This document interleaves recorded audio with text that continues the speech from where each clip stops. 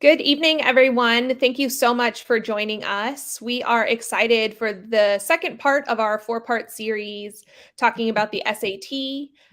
We're going to give it just about 30 seconds, and then we are going to dive into content today. I am joined by a fantastic group, and we are looking forward to also bringing you, the audience, into our conversation today. So throughout the session, feel free to drop your name in the chat. Let us know where you're tuning in from or what school you might be connected to. Or if you're not connected to a school, let us know why this is an interesting topic for you. Also in the chat, you can drop in additional questions. At the very end, we're going to hold time for Q&A to make sure that your questions are answered along the way. So we're excited again to have you, and I'll give it just a second.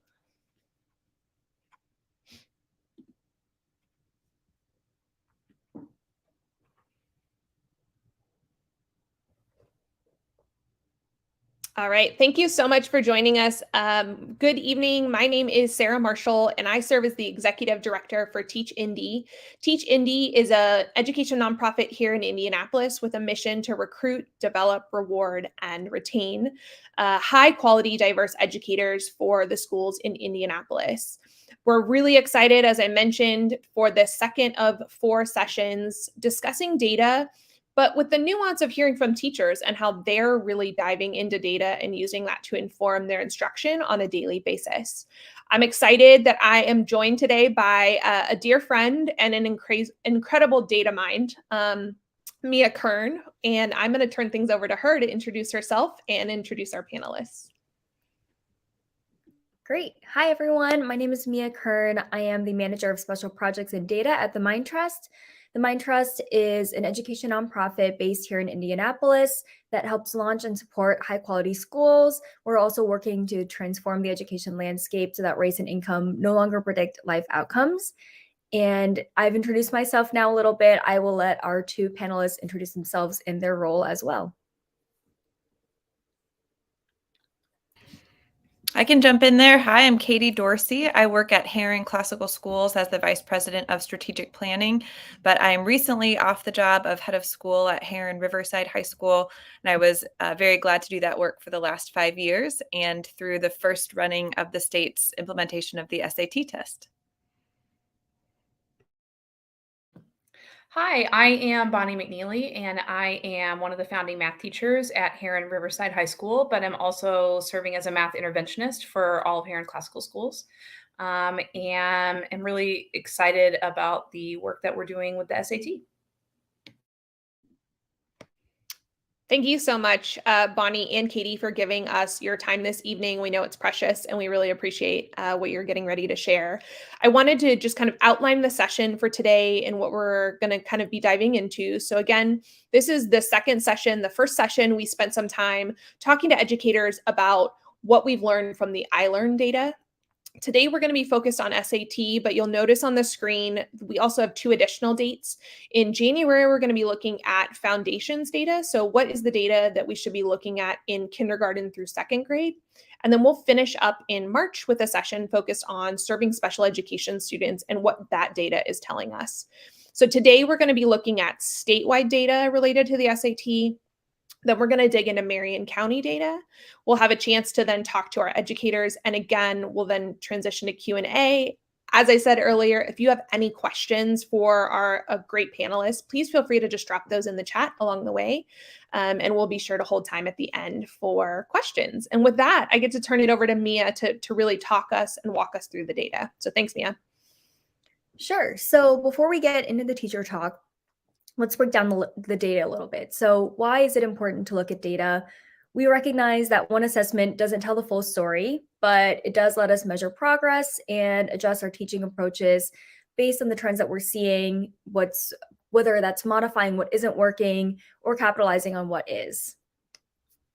So you might have heard of the College Board's SAT. It's used nationwide as a college admissions test. In Indiana, the SAT is taken each spring by all public school students in grade 11.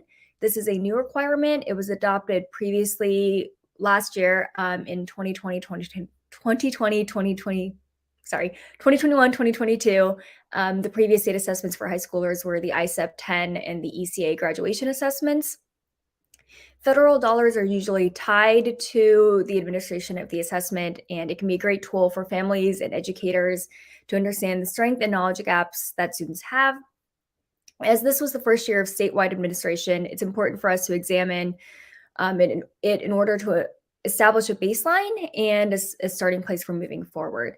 It's also used to inform school and district letter grades, teacher evaluations, student supports, and so much more. As I've mentioned before, it's also used as a measure of college readiness. Some colleges and universities use the SAT as an entrance exam qualifier, and some scholarships also rely on SAT scores in selection criteria. So let's look at how the SAT is scored. Sorry, if we can go back. Yeah, there we go. It scores range from 200 to 800, and there are two subjects. It's evidence-based reading and writing, or EBRW, and then math. And then there's a possible composite score of 1600. So the table here on the right shows the cutoff scores that are used in Indiana to determine if a student is at benchmark, approaching benchmark, or below the benchmark. These benchmarks are set by the College Board and noted here with a star. A student is considered proficient on the SAT if they reach the at benchmark level on both the math and the EBRW sections. And then a school or district's overall proficiency rate is the percentage of students who are at benchmark on both sections of the test. All right, so today we'll also prioritize looking at data across different student groups to understand how all students are learning, as a school's overall proficiency rate doesn't usually tell the full story. So we'll look at data statewide across Marion County districts, and then for our schools that are joining us, we'll look at overall data, and we will also break it down across 3 racial ethnic subgroups. All right, so looking at the statewide data, there have been a lot of changes, as I've mentioned, between 2019 and 2022 that make it hard to compare scores across time. So we're just going to look here at the data from this recent school year. I've got the percent of testers across the different subgroups, and then the both at benchmark, that's both the reading and the math portions, and then I've broken those out individually. So looking at all students statewide, we're seeing just under 30% that were proficient on both sections, 50 in math, and then 30% in, 50 in reading and then 30% in math. And then for our Black students and Latino students, we do see quite a dip below that. And then we see our white students there as well, so we can look at those gaps. Now we'll focus in on the Marion County data. This includes all public schools in Marion County, the 11 township/districts. And then for the purposes of this analysis, we've grouped together independent and innovation charter schools that are represented as a combined single district. So I will be throwing a lot of numbers at you here, but we will provide links at the end of this talk where you can go and dig into the data yourself. But here we've got Marion County data for reading on the left and the math on the right. You can notice where we see higher performance, specifically like Speedway is doing really well. And then our innovation schools and our charter school performance is listed on the bottom. And I'll pause here for a second if you want to just take a look and point out any trends as you're watching. Hey, Mia, a quick question. One of the things that I'm seeing, and I know we're going to dig into this a little bit more, is just the difference between the reading and math. I know we'll talk about that in a little bit, but do you have any sense for whether that is kind of like normal across the state, and also how we see that trending across other states? Has math just been a significant, has it been lagging significantly? Yeah, from what I've seen, that is the trend. We also saw that with the iLearn data, which is the assessment that's given to 3 through 8 students. It's been historical. I think that we also saw some of those gaps between the subjects widen a bit as a result of the pandemic. And I believe that we're seeing similar trends like on a nationwide scale too. But yeah. Okay. All right, so this table shows the performance of each of the districts in Marion County, again, with the charter schools kind of combined together into one district for comparison purposes. IPS, or Indianapolis Public Schools, is listed there at the top, and then we've got all of our subgroups as well for today. And then on the next slide, it's the same graph. We've just compared that to state data, so we can see how all of our schools in Marion County are performing when compared to the state as a whole. So I'll stop here and I'll ask our awesome educators that are joining us if there's anything that stands out to them about the Marion County data that they're seeing, and specifically about the subgroup data.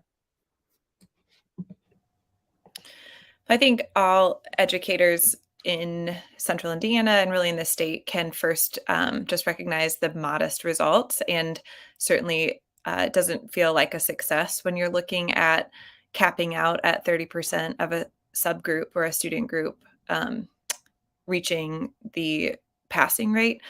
And so that's the first. It's humbling and certainly challenging. And then even more so when you can see the wide gaps and disparities that exist between the different demographic subgroups.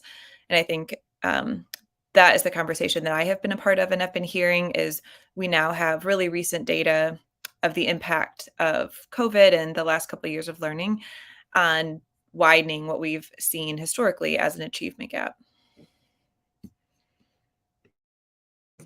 And I'll just add to that I think this just highlights what we already knew, which was that it is now time to really dig in and realign our curriculum with what the SAT is going to be asking students to do. I think it's been difficult combined with the COVID times, and along with having students taking at some points 3 different tests. Some students are still doing the I-STEP, some students are doing the ASVAB, and then we added in the SAT. Now we have a chance to really catch our breath and work on realigning that curriculum, and hopefully we'll see these pass rates go up. Yeah, Bonnie, I was thinking something like really similar is there has been so much transition here. I think it's really nice that we now know we have a baseline. And my hope is that like we all see this data not as a gotcha moment, but like Katie, just like you said, an opportunity for reflection, and then to pause and say, okay, there are actually some places where we need a lot of support and we need to really dig in. There's also some places and some bright spots. And Mia, you mentioned like Speedway, for example. I think this lends us an opportunity to think about how do we partner and figure out who's doing what right. And that's why I'm excited the two of you are on, because you all have some really powerful data to share. But I think it's an important time. It reminds me of what Eddie Ronhell from Adelante said in the last session. Like, it is humbling, and now we need to take a look at it, and then we can only go up from here, but we have to do that together. So we should all kind of be surrounding educators to make sure we're all moving forward, regardless of where our students attend school. So just excited to hear from you all, but those were just my thoughts after hearing you both talk about it. Yeah, and on our next slide, I took a chance to uplift the great work that the Heron schools are doing. So this is both of the Heron schools, Heron High School and then Riverside High School. Their scores for the SAT are outlined here, with the green fill showing where they outscored the state for that subject and subgroup, and then the darker green fill showing where they outscored the state by over 10 percentage points. Red indicates that the subject and subgroup were below the state average, although none were greater than 10 percentage points lower, which means that across the board, the Heron schools are on par or above the state in performance. So now I have the pleasure of handing it over to Sarah and our panelists to talk about how they use this data on a daily basis to support their students and their families. Yeah, thanks so much, Mia. I think before we transition to questions, Heron team, I'd love for you to just hear your reactions to seeing your data on the screen. What are you thinking about as it relates to just kind of the scores and raw numbers? I have a feeling Bonnie's going to say something very similar, because she and I have been in a lot of meetings together about this going back to basically the week the data came out. But for us, these are not just percentages and subgroups. These are students. And I can tell you the names of our 11th graders last year who were Black students who took the test and whether or not they met these marks. And so it feels very personal. And in that regard, there are some victories. You know, I love seeing a square that is bright green, dark green. but to just be above a state average is not our goal in and of itself. And so really looking at who has not yet demonstrated that proficiency and what do we owe them? How do we make adjustments so that we really have all of our students, we're increasingly closer to all of our students able to demonstrate this level of proficiency, really so they have options after high school. We know that SAT has a very large sample size. It's a nationally normed exam. And so you can also look at certain score thresholds being linked to an increased percent likelihood of success in post-secondary. And so it's not kind of a random goal. It's a goal that allows us to then say this student now has all the doors open. If they choose to go to a 4-year or 2-year institution, they're going to have the skills necessary to be successful. So we look at this data and are immediately humbled and challenged. There are some victories, but you just look just at our Latino student line and you see the work we have to do. Yeah, I think this is very much, I can see the faces of these students as we talk about them. And I've been using the words access and opportunity quite a bit with our faculty about, this is not about gaming some kind of a test. This is about helping our students even that playing field, close that gap, provide them with the access and opportunity that they need as a jumping off point to go out and be really successful. And one way that they can do that is through, meeting this benchmark on the SAT, because that can lead to scholarships. It can lead to, acceptance into college, all of those things that we want for our students. Yeah, thank you so much for sharing that that insight. And as always, I always appreciate talking to educators who are really quick to say, "Oh, here's all the things we need to grow." But I appreciate you also acknowledging the places that you're that there are bright spots, Katie, that you mentioned, and the spirit of consistently trying to get better. So let's dive into some more questions about SAT data. And actually, Bonnie, you had a kind of a nice segue here also. But Katie, I'm curious from your perspective, we have a lot of people that are naysayers about just testing in general. So from your perspective, either as a principal or in the seat that you sit in now, is it important to look at SAT data and why? Why should we be focusing on it so much?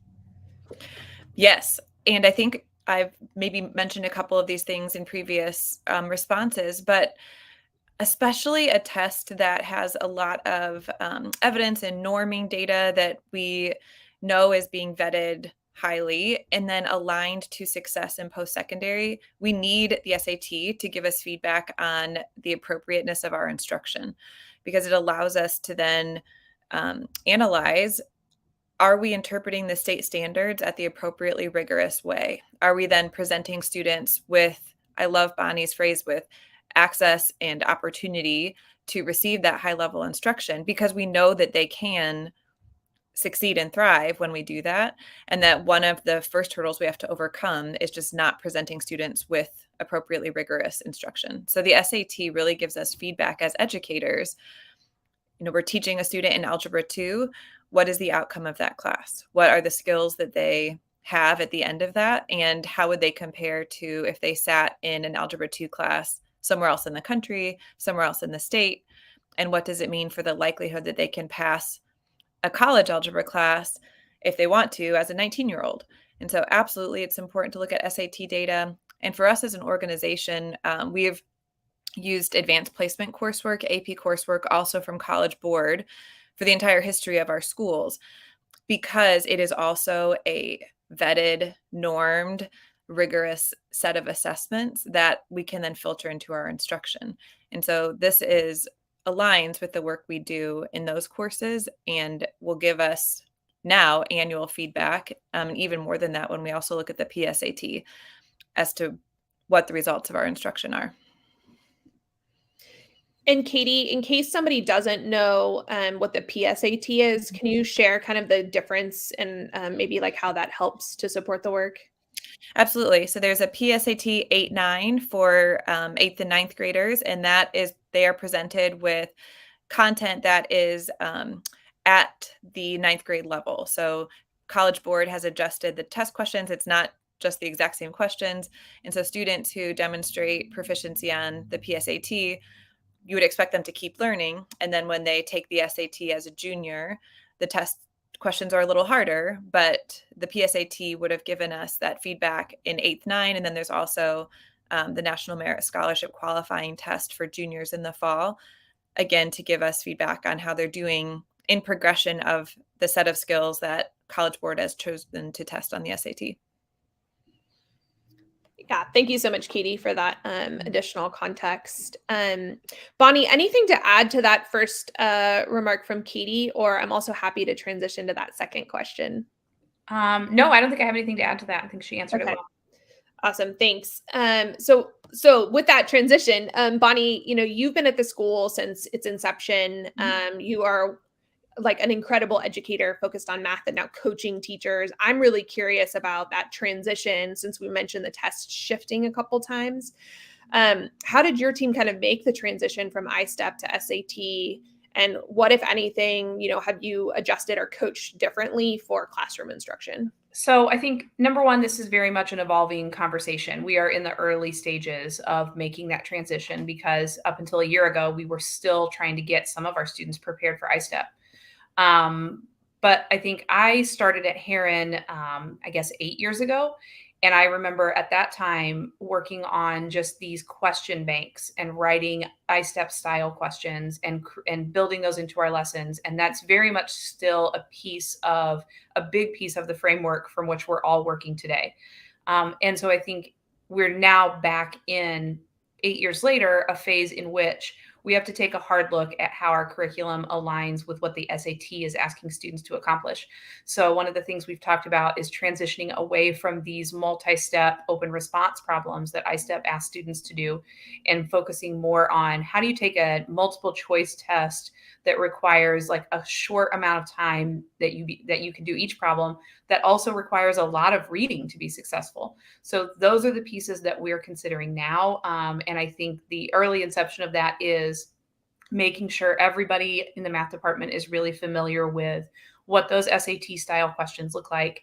And now we're starting to take a look at which teachers have been really successful, like which of their students are doing really well in the SAT and what can we steal and glean from their classroom and their instruction. I feel really thankful to work in a school and a district that's very collaborative. So we're all sharing lessons anyway. We're all sharing assessments. And so nobody's really working in isolation. And then we have a few kids coming up with these amazing results and everybody else is in the dark. Everybody's sharing, everybody's working together, everybody's planning together as we move forward through this process. Thank you so much for like breaking that all the way down to like exactly how you all are collaborating. As a math teacher myself, a former math teacher, I'm also just so impressed with you saying like the reading portion is critical for math instruction. I think oftentimes we don't see that correlation, and you have to be able to like read the context and read the problem to be able to get out and do the mathematics. So I'm glad that your team is really focused on that. The inner like math geek in me is really excited with the care that you all are taking. So let's talk about that next question, because we know SAT isn't the only data set that you all are analyzing. And so Katie, I'm curious from kind of what you're thinking about. What other data sets have been helpful to measure kind of college and career readiness from your perspective? And especially for those maybe that are joining us that are, newer high school teachers, what is some other data that they can be using to leverage? Yeah, I think one that is getting a lot of traction, and certainly we've acted on it, is 9th grade on track. So we know credit attainment. So how many credits has a student earned each semester? If they need 40 to graduate, then they need at least 5 each semester at minimum. And we know that actually in a student's freshman year is the number one predictor alongside their GPA of on-time graduation and also graduating college ready, post-secondary ready. So just as an example, our counselors at both Heron and Heron Riverside just did freshman success meetings with our 9th grade students who were not passing at least 2 classes. And looking at trying to have that early intervention, there's still time this semester. Bonnie teaches many of these students and can picture that transition to high school can be so challenging. And for many students, credits, middle school does not focus on credit attainment necessarily, and how important it is to be making significant progress toward graduation. And I think the GPA, I mentioned it, is folded in there, but we know that GPA is actually also a really big predictor of success in college. And a GPA is just the average of the numbers that are assigned to the letter grades that you get on a high school transcript or on your courses. And so when we are looking at interventions and are tiering the types of supports that students get, those are two other areas that we pay close attention. Thank you, Katie. And we linked the resource. So it was the 9th grade on track. So we put that in the chat so that folks know to take a look at that. That seems like a really helpful resource. Bonnie, I think you started to kind of dance around this 4th question already. But in particular, we looked at the previous slides based on racial subgroups, right? And the data is humbling that we have students that based on their race or ethnicity, right? We know we have a predictor currently of how they'll do on the assessment. So I'm curious, I know you all are doing a lot of interventions and doing a lot to close the gap, but how are you specifically leveraging your subgroup data to kind of close that achievement gap between white students and maybe their either Black or Latino peers? I think for us, it's very much about individual students again. So I think we have just so much data at hand. We have a data team that works closely with our math and English departments specifically, and I have so much data about kids at my fingertips. So like I can speak from like a freshman student perspective because I teach algebra 1. When my students enroll in my class, I know immediately how they're going to do. Like the data that I have at hand is just outstanding. And so we can right away when students enroll with us suggest additional supports that might help them be more successful. So we've got a variety of support classes that go alongside the math classes that they're in. I know Katie is really passionate about this, and through her, I've learned more about this, about making sure that struggling learners are also presented with on grade level content. And so it's really important to us that we're not keeping students out of appropriate grade level instruction, but instead providing additional support alongside that for gaps that they might have in their learning. And that's very much happening on a student by student basis, both in our English and in our math departments. I think additionally, we've been able to create some pull-out instruction this year with our bubble students. And so that's happening at both schools. And we've been able to work in really small groups with those students who are like transparently doing very well in their math classes. And that's been hard for students and families to understand. But I think we're just not quite there in understanding what the rigor of the SAT looks like. Those students have been a little surprised, I think, by that. And so I think these small groups have been really valuable in that way.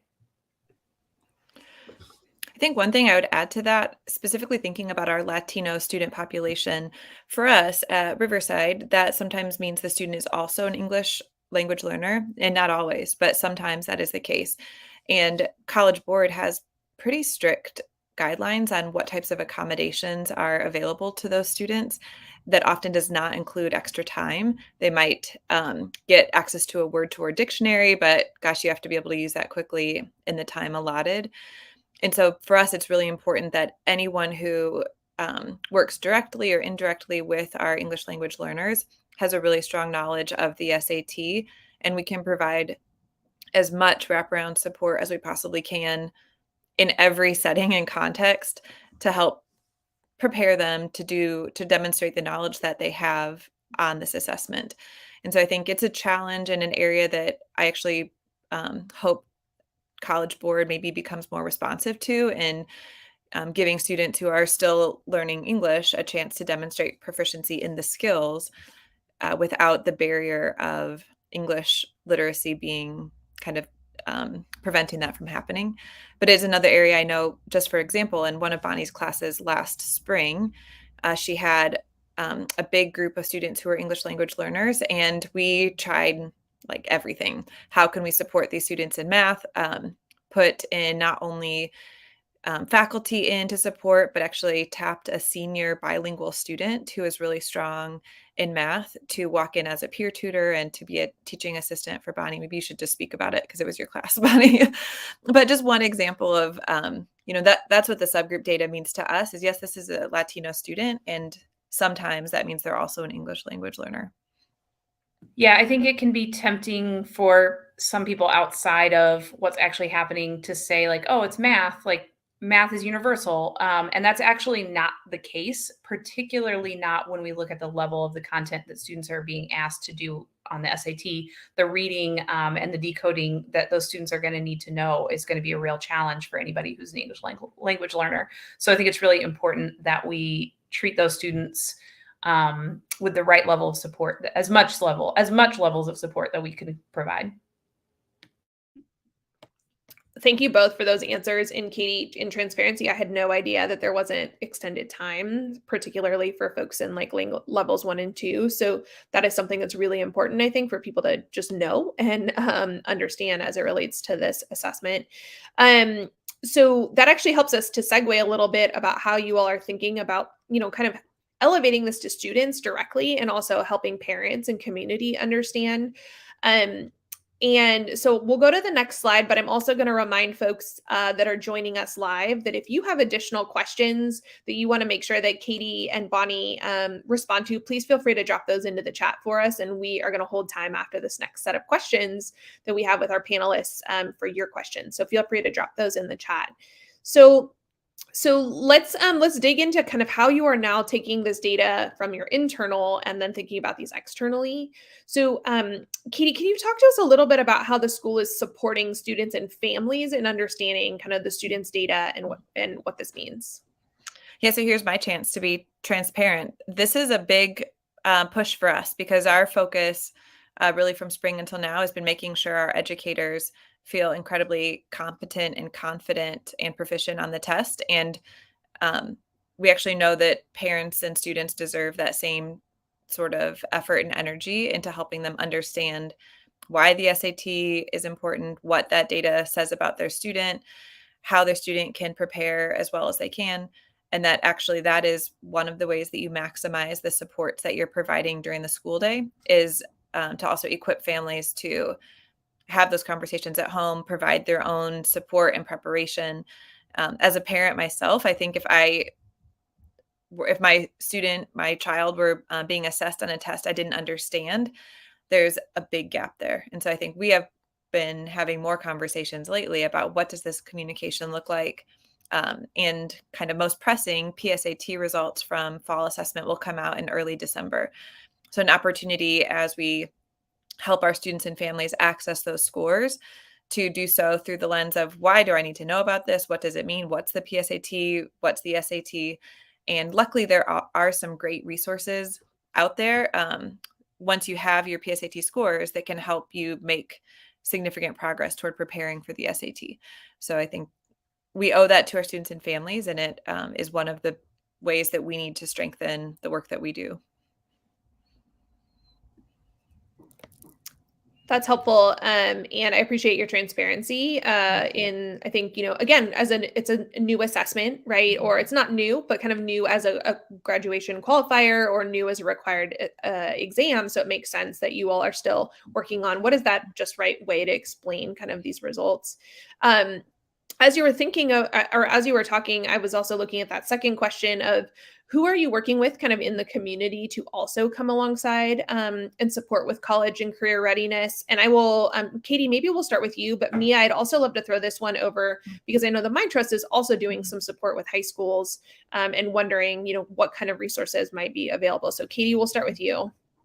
Yeah, I think I have really seen the city, including the Mind Trust, the state, and then our network try to catch up quickly and making sure that high quality proven resources are being made available in a way that if you picture iLearn, there are lots of state initiatives right now to support elementary schools and teachers and families with literacy and elementary math skills. And so I think just a couple that we've utilized the state, and if you're an educator, you might want to be aware of Gear Up. It's a program in partnership with Purdue University to equip educators with the knowledge of the test. So kind of like step one, what is the test?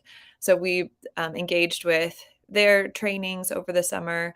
And there are other organizations like that that help you just kind of rip the Band-Aid off if you are teaching a content area and you don't have a strong knowledge of the SAT, rather than pursuing that individually and saying, all right, I guess I have to become an expert on my own. I know the Mind Trust is helping identify and package some of these training resources as well. And that has been step one for us. Yeah, and at the Mind Trust, knowing that we were going to see this shift to the SAT as the major state assessment, we started working with several high schools on targeted SAT prep for students. We want to see if high quality preparation materials over multiple years during school hours can be a strong support or investment for schools. Yeah, that's great, Mia. I think, again, given the kind of the newness of so many students taking the assessment, I think it'll be exciting over time to see those supports come alongside schools. And then I think, 3 years from now, I hope this conversation is we have additional resources that we can elevate both for parents and teachers, but also for schools that are seeking supports, which is great. So we're starting to kind of wind down our session, but I did want to ask Bonnie, for new educators that are listening, or that are going to be seeing, the session later, do you have like maybe one resource or tool, could be a support that that you would recommend to teachers who are interested in just better using their data? That would be helpful. I'm sorry. No, that's okay. So I think that it can feel really overwhelming to a full-time classroom teacher to sort of overhaul their curriculum in the middle of the school year. And I've been struck by, as I dig into our data and how our students are doing, that so often it is not the actual math content that is causing students to miss questions. It's more about how the question is phrased, how the question looks, using logic, those types of things. And so I think it can be a challenge for teachers to all of a sudden write all of their questions in that particular style, but it's so important to make sure students have access to those questions. So I think my recommendation would be Khan Academy has a great free SAT prep course. But what's ideal about it is we can connect that with students' College Board. And so it is using their individualized data to drive that instruction. And they are being given questions that are tailored to their strengths and weaknesses on the PSAT. So I think like that is something that teachers just don't have enough hours in the day to actually do effectively, that Khan Academy will do for students automatically. So I've been recommending that not just to teachers, but also to students and families for outside of school. That is really helpful. My personal connection, my niece is taking geometry. It's been a while since I've taught it in Khan Academy. It has so many amazing resources that make learning accessible to students, and I did not know that it connects to College Board. So Bonnie, thank you so much. So I want to make sure that we're holding time. If anyone has any questions that they want to add to the chat, I'll give it just a second. But maybe one more question that I have while we wait for anything to get added. And that question is, let me make sure, what is like one action specifically that you would encourage teachers to use to close that achievement gap, Bonnie? Like, what is that one resource? Is it Khan Academy? Is it something else?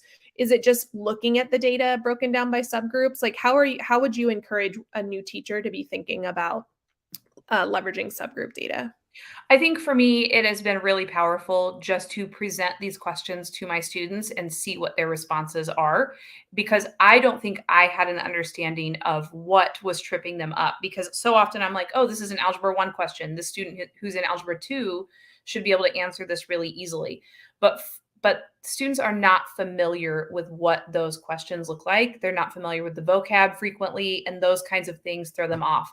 So the more frequently we can put those types of questions in front of students and help them understand, there was a question I was looking at the other day that was all about going to Mars and space travel. And at the end of the day, when you decode that question, you don't need to know anything. You don't need to understand anything about Mars or space travel to actually answer the question itself. And the more students can see that and recognize that, the more access we provide them to those types of questions, the better off they'll be. And I think I will maybe even generalize that a little bit to something that I know Bonnie values and supports her teachers that she works with on too, and that it's just providing really targeted feedback to students. That an assessment with a grade at the end of it without feedback on where a student went wrong or what patterns in their thinking the teacher noticed, and especially that feedback in the moment. So I think being able to practice and then receive feedback about what direction your thinking took you in and what's a way to use the strength and skills that you have to pursue an answer. It's an area that we value a lot as instructors and as educators. And as students are orienting themselves to the SAT, we just owe that to them rather than just here's your score. Hope you do better next time. How can we give them a lot of practice and then a lot of feedback?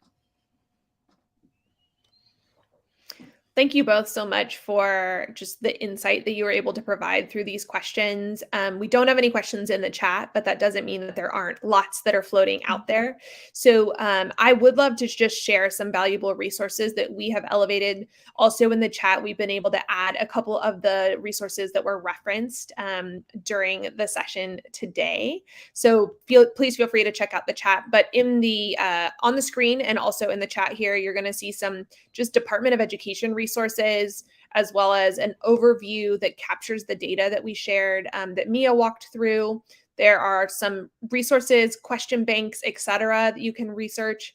And then lastly, a great Chalkbeat article that kind of summarizes what we saw across various schools that would be helpful for you to know. So all of that is in the chat for folks that are looking for resources. And then if you have a question that didn't get answered tonight, we would welcome that. You can email us at info@teachindynow.org, and we will happily connect you either with a resource or hopefully with Katie or Bonnie. If you're an educator that has an educator-specific question, we'd love to connect the two of you. So we're closing out for the evening. I just want to say a huge thank you once again to my co-moderator, Mia Kern. Thank you so much for your insight and for your data sharing this evening. And Bonnie and Katie, thank you so much for everything you do for kids on a daily basis and for giving us your time this evening and sharing your insight because it is so incredibly beneficial to teachers. We have one last slide because I do want to remind you that we've got one more session coming up here in the next in the new year. So January 24th, we're going to be digging into K2 data, right? If we think about it, what happens in those kindergarten and second grade, all the way up through second grade really actually impacts exactly what Katie and Bonnie are talking about when they get to 10th grade, 11th grade, et cetera. So we hope that you will join us again on the 24th of January.